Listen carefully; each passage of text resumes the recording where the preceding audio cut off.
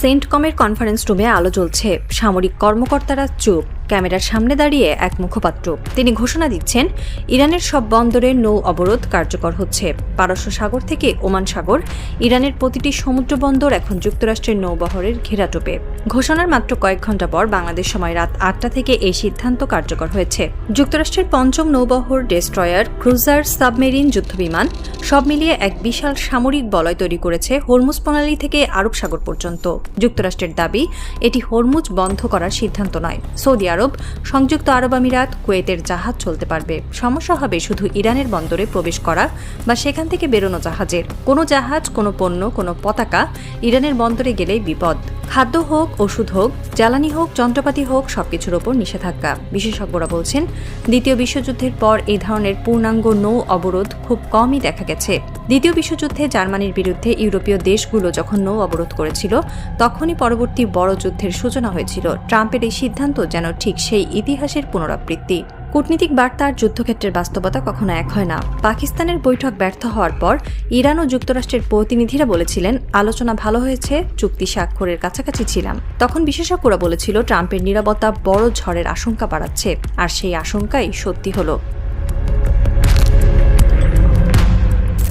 নৌ অবরোধ মানে শুধু ঘোষণা নয়, এর পেছনে আছে কঠোর সামরিক প্রক্রিয়া। প্রথম ধাপ, যুক্তরাষ্ট্রের যুদ্ধজাহাজ ও বিমানগুলো রাডার ও ড্রোনের মাধ্যমে পুরো এলাকা ট্র্যাক করবে।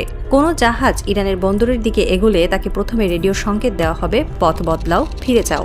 দ্বিতীয় ধাপ, সংকেত উপেক্ষা করলে সতর্কতামূলক গুলি করা হবে, জাহাজের সামনের দিকে, পাশের দিকে, প্রাণহানি এড়াতে কিন্তু স্পষ্ট বার্তা দেওয়ার জন্য। তৃতীয় ধাপ, তাতেও থামলে সরাসরি মিসাইল হামলা, জাহাজ ডুবিয়ে দেওয়া হবে। পণ্য থাকুক বা মানুষ, সেটা বিবেচ্য নয়। এই ৩ ধাপের প্রতিটি মানেই যুদ্ধের দিকে পা বাড়ানো, কারণ জাহাজ থামানোর মানে সেখানকার নাবিকদের আটক করা, পণ্য বাজেয়াপ্ত করা, যা সরাসরি যুদ্ধের কারণ। এখন প্রশ্ন হলো, এই জাহাজগুলো কার? ইরানের নিজের জাহাজ, নাকি চীনের, নাকি রাশিয়ার? চীন ইরানের প্রধান তেল ক্রেতা। প্রতিদিন প্রায় ২০ লাখ ব্যারেল তেল ইরান চীনে রপ্তানি করে। চীনা জাহাজগুলো ইরানি বন্দর থেকে তেল ভরে নিয়ে যায়। যুক্তরাষ্ট্রের নৌ অবরোধ মানে চীনা জাহাজগুলোকেও থামাতে হবে। আর চীন সেটা সহ্য করবে? রাশিয়ার জাহাজ, তারা ইরানে খাদ্যশস্য, অস্ত্রের যন্ত্রাংশ পাঠায়, রাশিয়া সেটা থামাতে দেবে?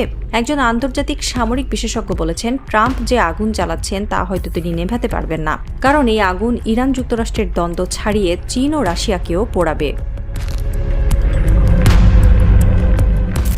ইরানের প্রায় ৯০% আমদানি হয় সমুদ্রপথে। হরমুজ প্রণালী ও আরব সাগরের এই বন্দরগুলো দিয়ে প্রতি বছর ইরান প্রায় ২৫ মিলিয়ন টন অত্যাবশ্যকীয় পণ্য আমদানি করে।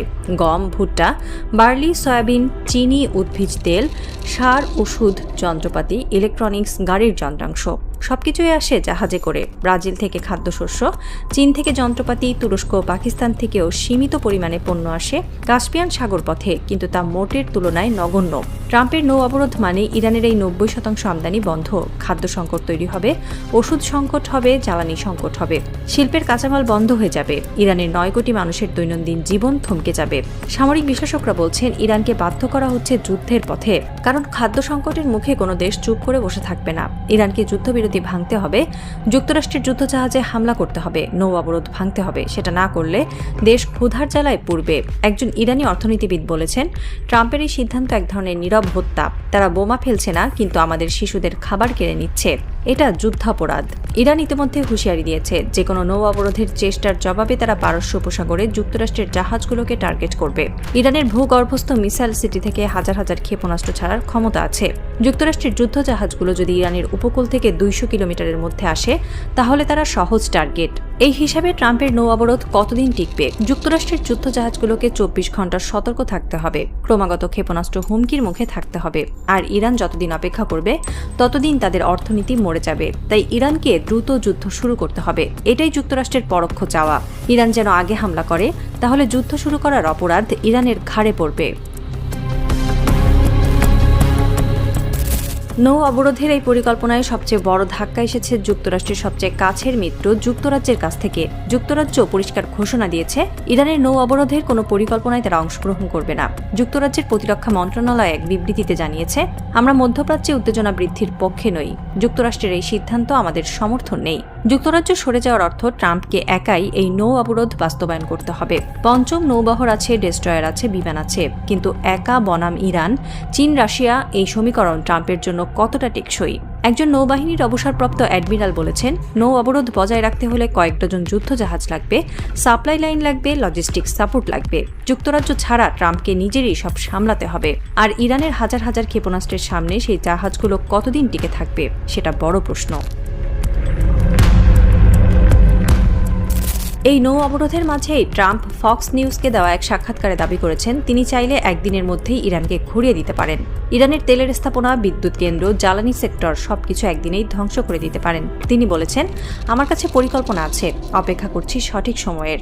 সামরিক বিশ্লেষকরা এই দাবিকে বাস্তবসম্মত মনে করছেন না, কারণ ইরানের ভূগর্ভস্থ মিসাইল সিটি ধ্বংস করতে হলে বহুদিনের হামলা লাগবে। ইরানের নিউক্লিয়ার স্থাপনা ধ্বংস করতে হলে গ্রাউন্ড অপারেশন লাগবে। একদিনে কিছু করার নেই। তবে ট্রাম্পের এই বক্তব্য প্রমাণ করে তিনি ইরানের ওপর চাপ বাড়াতে চান। নৌ অবরোধের মাধ্যমে চাপ তৈরি করে হয় ইরানকে নত করতে চান, নয়তো যুদ্ধ শুরু করতে বাধ্য করতে চান। কিন্তু ইরান নত হওয়ার পাত্র নয়। ইরানের সর্বোচ্চ নেতা মুস্তফা খামেনি বলেছেন, ট্রাম্প যদি মনে করেন নৌ অবরোধ দিয়ে আমাদের নত করবে, তাহলে তিনি ইরানের ইতিহাস জানে না। কারবালার ময়দানে আমরা পানির বিনিময়ে মাথা নত করিনি, আজ খাবারের বিনিময়েও করব না।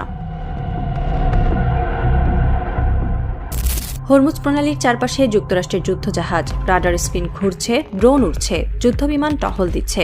ইরানের উপকূলে মিসাইল লঞ্চার সক্রিয়, নৌবাহিনীর স্পিড বোট প্রস্তুত। চীনের জাহাজগুলো বন্দরে আটকে আছে, রাশিয়ার জাহাজ ফিরে গেছে।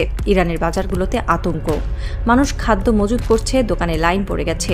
যুক্তরাষ্ট্রের নৌ অবরোধ কার্যকর হয়েছে, কিন্তু এখন পর্যন্ত কোনো সংঘর্ষ হয়নি, কারণ সবাই অপেক্ষায় আছে কে আগে গুলি করবে।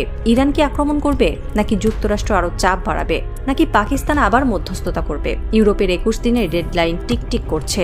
জেট ফুয়েল শেষ, ইউরোপের বিমানবন্দর বন্ধের পথে। ট্রাম্পের একদিনের যুদ্ধ সেটা কি সত্যি হতে চলেছে, নাকি সবই ব্লাফ? ইরান জানিয়েছে তাদের ট্রিগারে আঙুল, যে কোনো মুহূর্তে যুদ্ধ শুরু হতে পারে। যুক্তরাষ্ট্র জানিয়েছে তারা ইরানের বন্দরে কোনো জাহাজ ঢুকতে দেবে না। এই দুই বক্তব্যের ফাঁকে আছে লাখ লাখ মানুষের জীবন, আছে ইরানের 9 কোটি মানুষের খাবার, আছে পুরো বিশ্বের জ্বালানি নিরাপত্তা। মুজতবা খামেনি আজ রাতে জানালার পাশে দাঁড়িয়ে তিনি হরমুজের দিকে তাকিয়ে আছেন। তিনি জানেন এই অবরোধ মানে যুদ্ধ। তিনি জানেন ইরান হয় জিতবে নয় মরবে, কিন্তু মাথা নত করবে না, কখনো না। ট্রাম্প কি জানেন? তিনি কি জানেন ইরানের মাটি ফেলে দেওয়া জামার মতো, যেখানে আছে ইমাম হোসেনের স্মৃতি, আছে কারবালার শিক্ষা, আছে প্রতিরোধের জেদ। পৃথিবীর সবচেয়ে শক্ত জিনিস পাথর নয়, পৃথিবীর সবচেয়ে শক্ত জিনিস ইরানের প্রতিরোধের জিদ। আর সেই জিদের সামনে নৌ অবরোধ কতদিন টিকে থাকবে? অপেক্ষার প্রহর শেষ, হয় যুদ্ধ নয় আত্মসমর্পণ। ইরান আত্মসমর্পণ করবে না। তাহলে ঘড়ির কাঁটা টিকটিক করছে, ট্রাম্প নীরব, মুজতবা সজাগ, ইরান প্রস্তুত, বিশ্ব থমকে আছে। এই থ্রিলারের শেষ অধ্যায় এখন লেখা হচ্ছে, আর সেই লেখায় কালি হবে রক্ত, কাগজ হবে হরমুজের ঢেউ।